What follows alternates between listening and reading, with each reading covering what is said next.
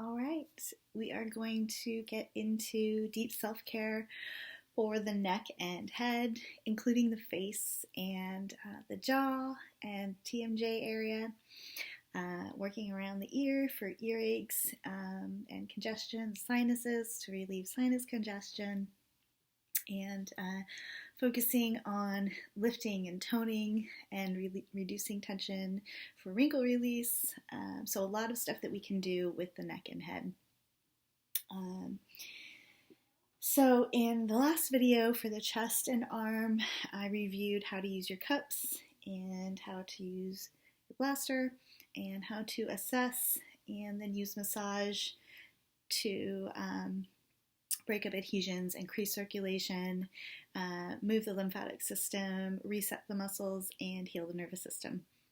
Lots of stuff we can do. So I'm just going to jump into treatment now, and if you need tips on using the tools, how to use the tools, and so forth, just go back and watch that video. Or any of my other videos, you can look and see, but that one I went in pretty in depth. So look for the one, deep self-care for the chest and arms, okay? So I'm going to use a cup on the back of my neck, just to the side of the spine.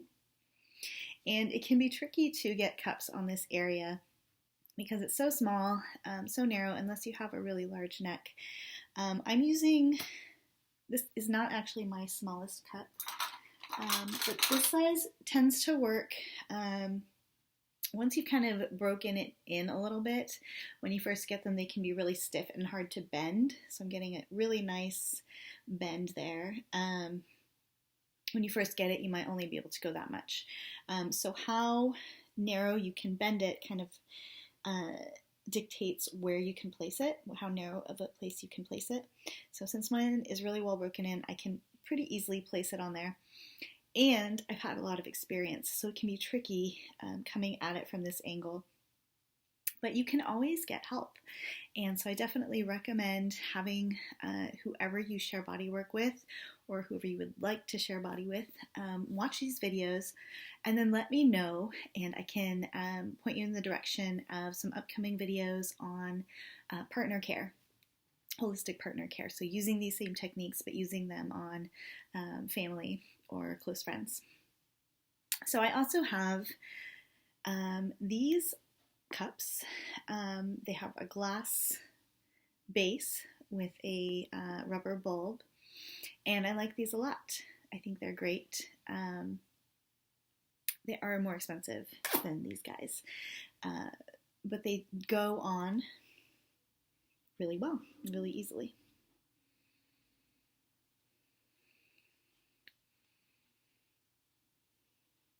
And one nice thing about cups is you can often do a stretch while it's on there, and you might get a light adjustment because it is relieving compression on the discs and increasing circulation, opening up essentially the space alongside the spine.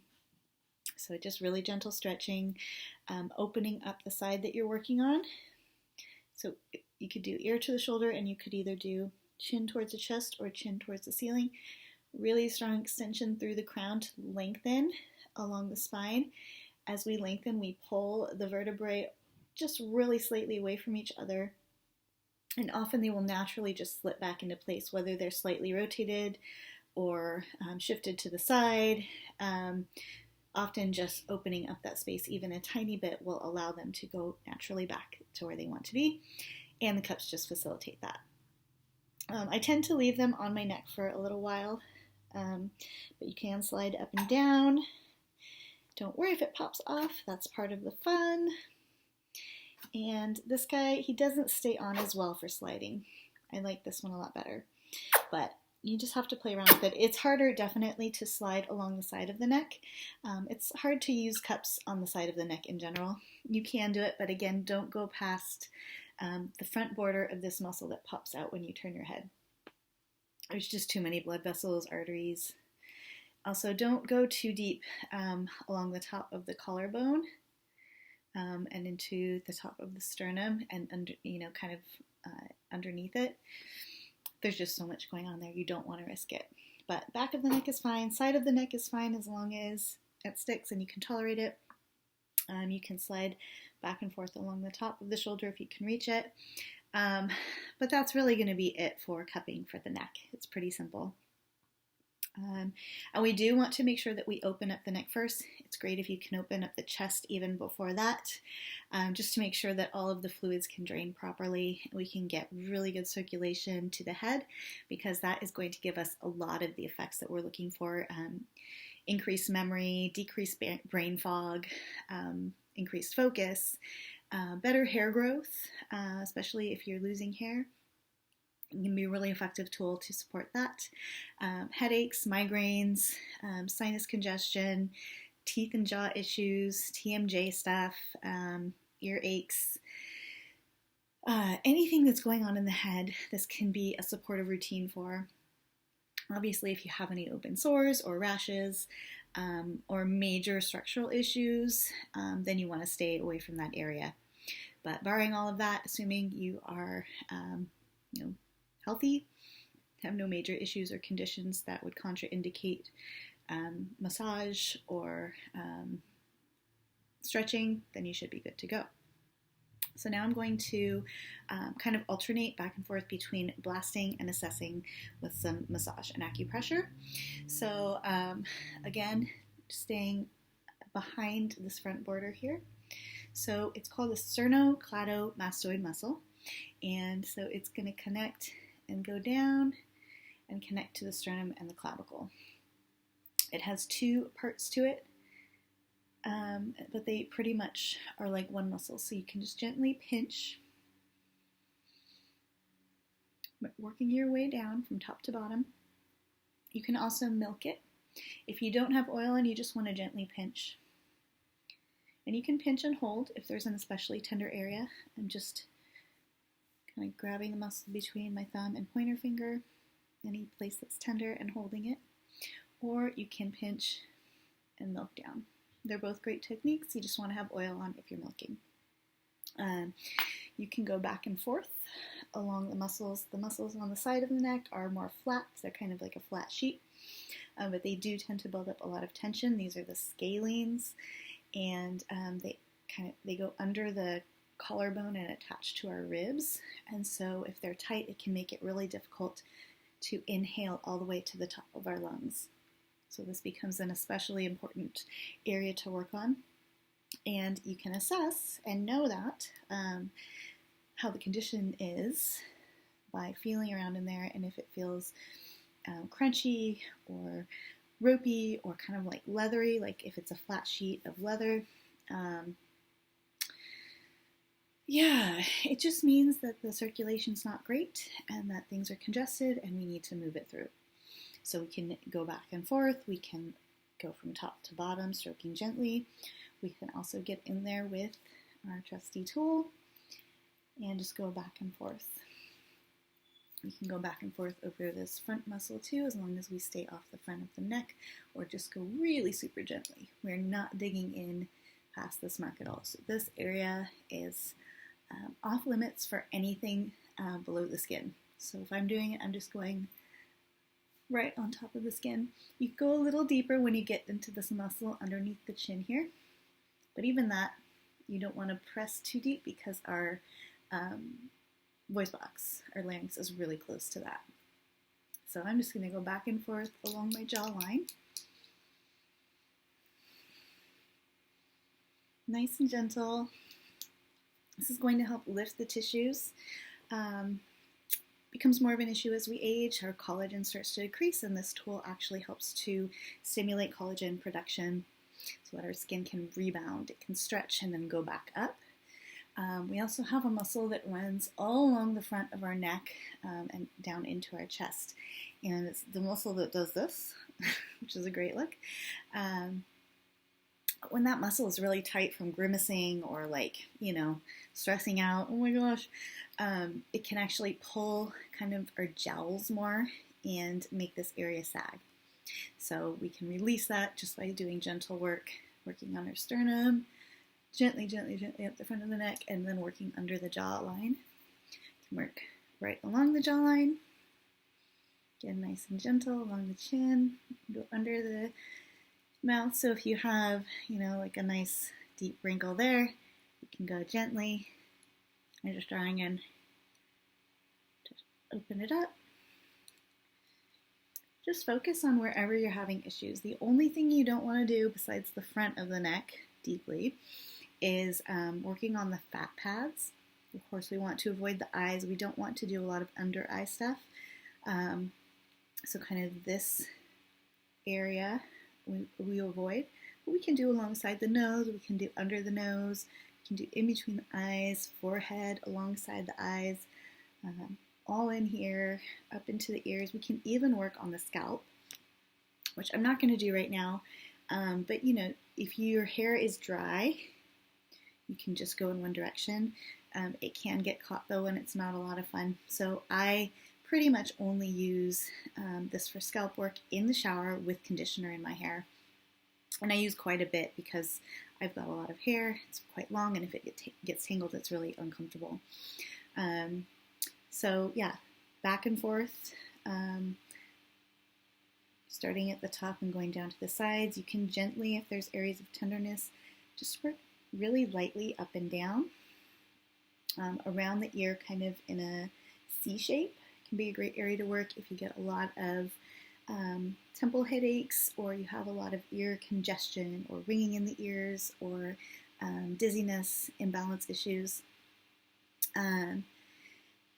You can work all along the back if you get tension headaches.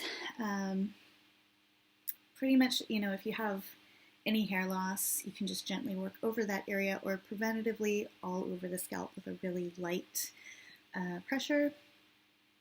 In general, we don't work too deeply on the scalp. Like I said, if there's little areas around the ear where you want to work a little harder, or maybe at the base of the skull you want to work a little harder, you can do that, but you just want to be really cautious. It's relatively delicate area. The skin is relatively thin, and the muscle layer is really thin as well. So we want to have caution. For working on the face, so we were working the chin. Now I'm going up into the jaw and the jaw muscles. They run from our cheekbone down to our jaw.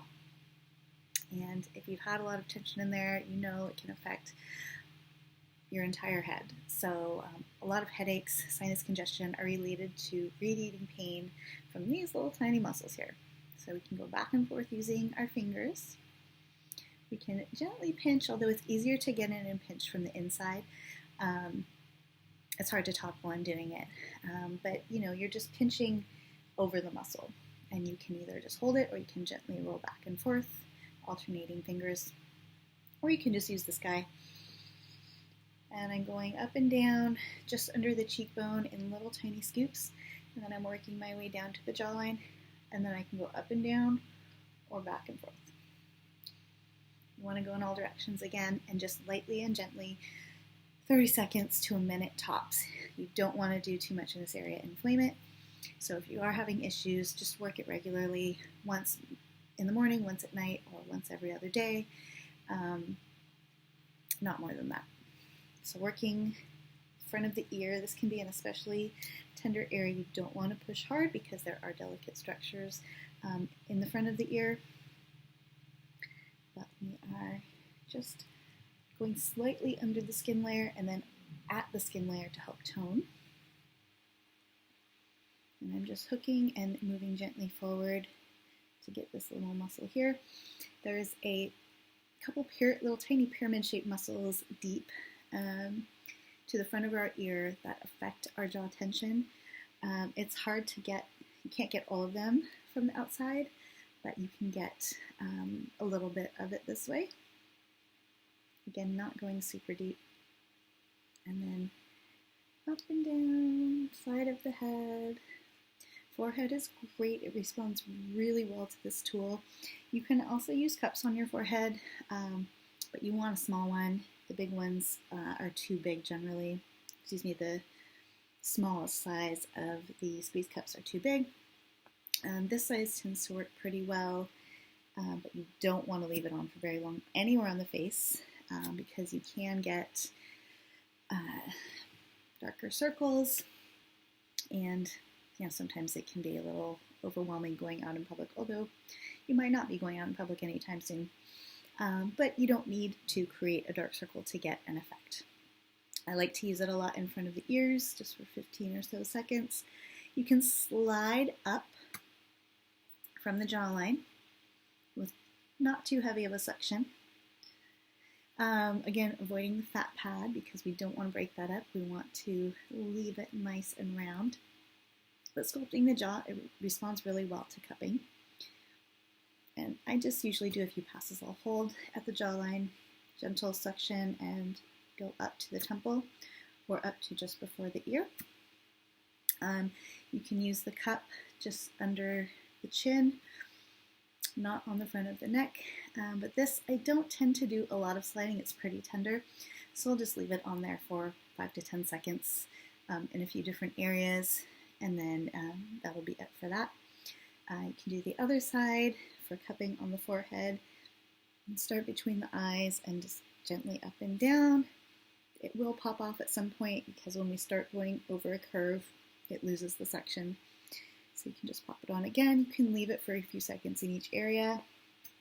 Just above the middle of the eyebrow is a great place to leave it for a few seconds. That can relieve a lot of tension in the forehead. You can go back and forth. It can be a little tricky, but doing it in short sections, maybe this much to start, the middle, and kind of overlapping it as you go can be a great way to get the wrinkles between our eyes. We can get in there with our fingers and go back and forth. We can press up just under the eyebrows, not quite in the corners of our eyes, although you can press the corner of your eyes gently. Really gently because you don't want to crush your tear ducts, but it can be a great way to help initiate a sleep session. So if you are feeling like you want to sleep but you're having a difficult time with that, pressing up gently into the corners and up can be very beneficial for supporting our ability to shift into sleep. You can also help with that by pinching the inner corners of the eyebrows. And you can even pinch all along the eyebrows, just be really gentle. What else can we do? Excuse me, I got some stuff moving in my sinuses, which is great. So we can do along the nose, pressing kind of into this crevice. Can also stimulate our sinuses. You can press underneath the cheekbone.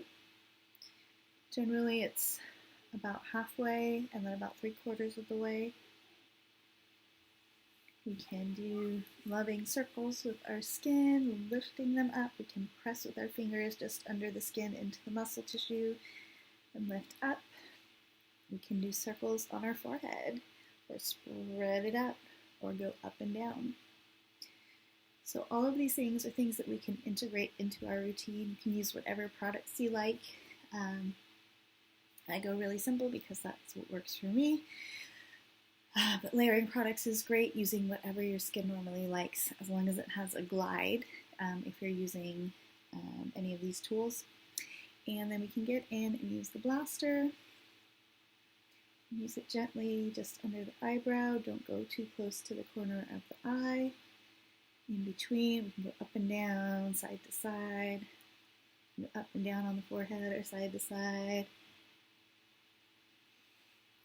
And so it creates a nice redness. We're getting good circulation in there. It allows things to drain. You can go back and do some gentle work just under the skin to help drain the fluids. And then press it out to the armpits to process. There's a lot that you can do to really support healthy head, healthy face, healthy neck. But just start somewhere. Do at least a couple minutes a day, even if it's just some massage or acupressure. And then if you want to find out more about using the cups, how to buy them, what I recommend, and the basics on how to use them, you can let me know and I'll send you a free introduction to cupping series. All right, So let me know if you have any questions. Otherwise, I'll be sharing more videos soon.